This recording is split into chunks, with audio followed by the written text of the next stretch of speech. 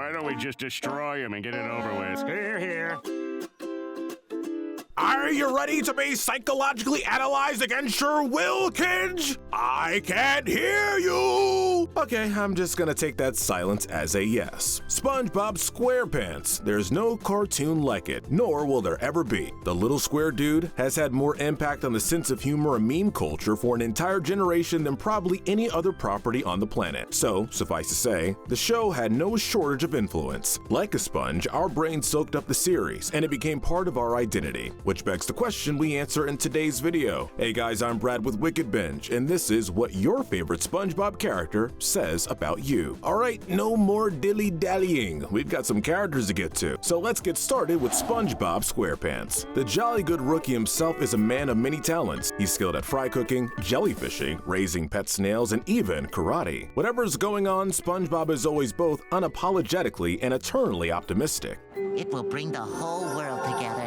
In the best of ways, he's just a big kid. As we grow up, we slowly but surely realize the world is an unfair and oftentimes downright cruel place. We all grow to understand Squidward, basically, but we don't have to become a Squidward. I believe we have two baseline choices for the paths we take in life. Let's call them the sponge pill and the squid pill. We'll get to the latter in a bit, but let's talk about the sponge pill first. It means keeping that optimistic, curious, childlike view of the world. If SpongeBob's your favorite, you are, like Breaking Bad creator Vince Gilligan described him, courageously nice. And I'll tack on courageously optimistic as well. Where others see setbacks, you see opportunities. No matter your phase of life, you do your best to have fun and make sure everyone else is too. Your high energy might sometimes overwhelm others, as may your seemingly eternal happiness. But if there's any point you annoy others, you more than make up for it by being considerate and sweet towards everyone around you. In short, the world needs more people like you, now more than ever. But whoa there, Eager McBeaver, you gotta talk about the other side of this coin too, Squidward tentacles. Few would argue the point that Squidward is the most important character to SpongeBob as a series. Fascinating. Next to SpongeBob himself, like literally any adult, I can relate to Squidward on some levels, but those levels of relatability vary from person to person. If you're squid-pilled, which might be the worst phrase we've ever come up with, honestly, you've ignored the advice of Doug Lawrence and have indeed become a Squidward. In opposition to the SpongeBobs of the world, you're more pessimistic and cynical of the world. That said, in moderation, this isn't a bad thing. Every imaginative SpongeBob needs a stick in the sand squid to keep them in check after all, and one to call out the unfair practices of the Eugene Krabses of the world. I'm getting paid overtime for this, right, Mr. Krabs? You might act like you have no soul left in the void you call a body, but we all know that's not true. At the end of the day, you'll still stick up for your friends whenever it comes down to it, no matter how much they annoy you in the process. But SpongeBob and Squidward aren't the only iconic duo under the sea. Up next, let's talk about the greatest heroes in the ocean blue, Mermaid Man and Barnacle Boy. Yeah, I decided to rank these two together. You really can't have one without the other. Mermaid Man is borderline senile, forgetful, but always kind to his fans, whereas Barnacle Boy is a bit more of a straight man. I want an adult-sized Krabby Patty. Who just wants to enjoy his retirement in peace, and be respected as an adult, of course. If these guys are your favorite, you're not alone. The moment they show up, you just know it's gonna be a good episode. You might like them because you enjoy superhero comic books and cartoons in general, so you can enjoy the bit of parody they provide for that genre. Or perhaps, you're just really dang cool, and you don't need a character to appear every other episode to appreciate them, in which case, you're a bit like the cool uncle of the friend group. May both these legends and their voices, Ernest Borgnine and Tim Conway, rest in peace. Now, who's next? Oh well, I guess I'll talk about Patrick Star until I remember. If SpongeBob represents optimism and kindness, and Squidward, pessimism and cynicism, Patrick represents pure, unadulterated chaos in a lovable pink package. Oh boy, 3 a.m.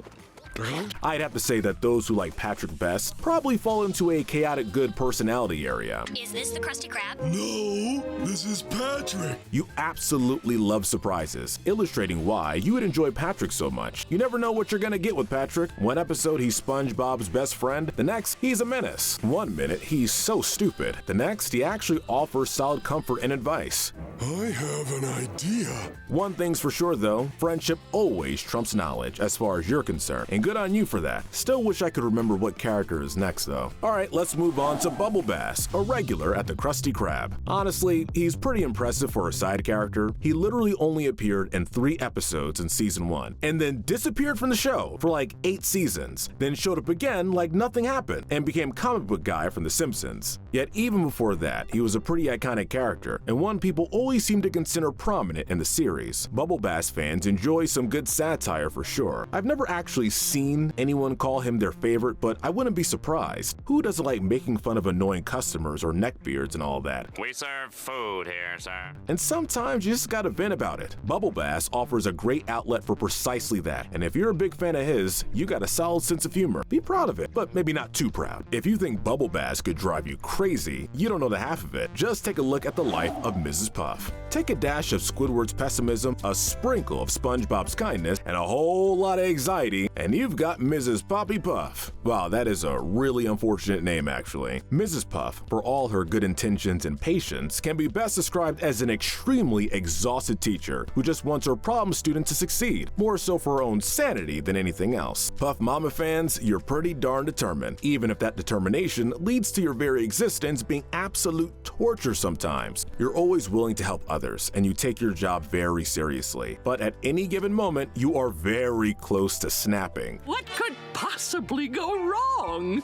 So it might be good to seek some outside support before you too become Mrs. Pop. Alright buckos, it's time to finally get to me own favorite SpongeBob character, Mr. Eugene Krabs. If there's anyone in SpongeBob who hits the love or hate archetype perfectly, it's Old Man Krabs. He's a satire on the typical scumbag boss, akin to Mr. Burns, but with one important difference: a few moments of kindness. His business practices can be nasty, and he is really greedy.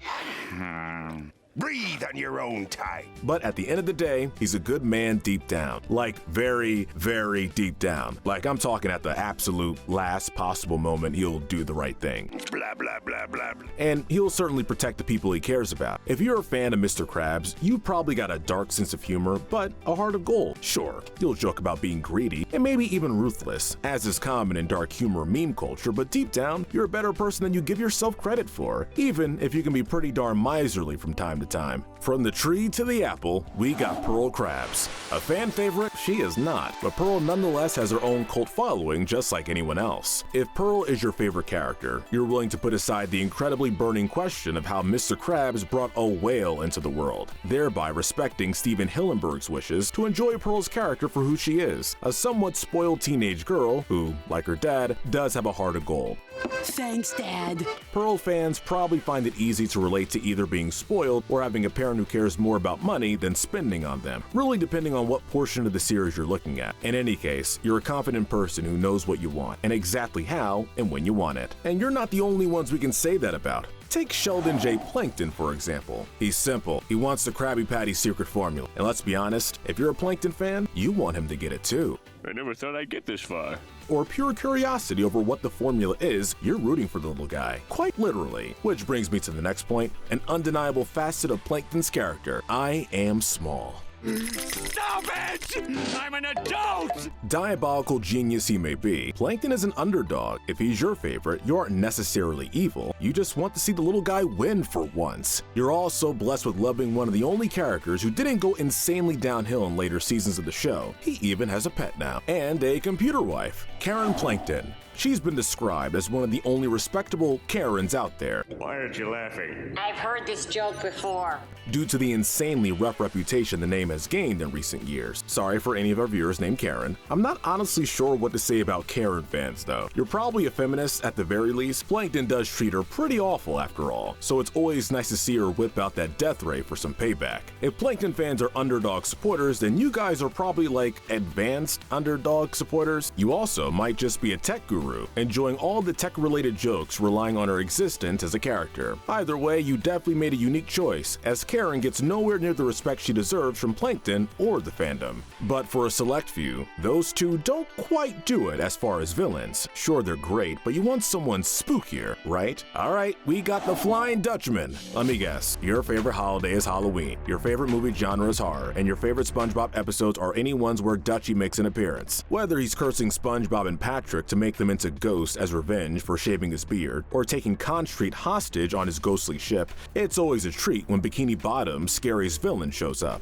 You always have an eye for unique aesthetics, which I say because the Dutchman has by far one of the coolest character designs in SpongeBob. Oh, and your favorite video game of all time? SpongeBob SquarePants Revenge of the Flying Dutchman, as it should be. But perhaps you ain't afraid no ghost. In fact, maybe you're not scared of nothing, in which case your favorite character just might be Sandy Cheeks. She's the roughest, toughest critter in Bikini Bottom. Unless you're just a fan of cute, fuzzy animals, which is totally valid, Sandy is probably your favorite because you're a person of action. You live in the moment and take every opportunity that comes your way by the bullhorns. And may Texas help anyone who gets in your way. You don't take kindly to people who keep you from your goals. You do, however, take kindly to the ones who support you, and you'll support them to the ends of the earth if need be. There's nobody better to have as a friend, and nobody more terrifying to have as an enemy. In short, you just built different. But while you may be the strongest critter in Bikini Bottom, you're not the only one who can do some heavy lifting. Enter Larry the Lobster. What you see is what you get with Larry. He's a nice dude, really just wants to lift some weights and have a good time. And if you're a fan of Larry, I've got some good news for you. You're an absolute Chad. A bit more of a surface level one than Sandy, sure. I love protein shakes. Rather than being intensely determined to work towards your goals, you're more apt to just live however you want. Self-gratification comes first for you. Observe. You live by your own set of rules, no matter what sort of weight that burden may carry. Live like Larry is your mantra in life. By living like Larry. But there's one character who's on a simply unrivaled level of chadhood that even Larry himself can't compete with. To end our video, we talk about perhaps the most legendary of all SpongeBob SquarePants characters, Gerald Wilson Jr., or just Gary. You're a simple person. You see something cute and endearing, you like it. You're the type who would call Pikachu your favorite Pokemon, even if you never played a single game. You're the type who absolutely loves kittens, even though you're totally allergic to them. If you have a pet, you dote on them. And if you don't, you dote on whoever you can dote on. But one thing's for sure, you have impeccable taste and have chosen the SpongeBob character who is objectively the best.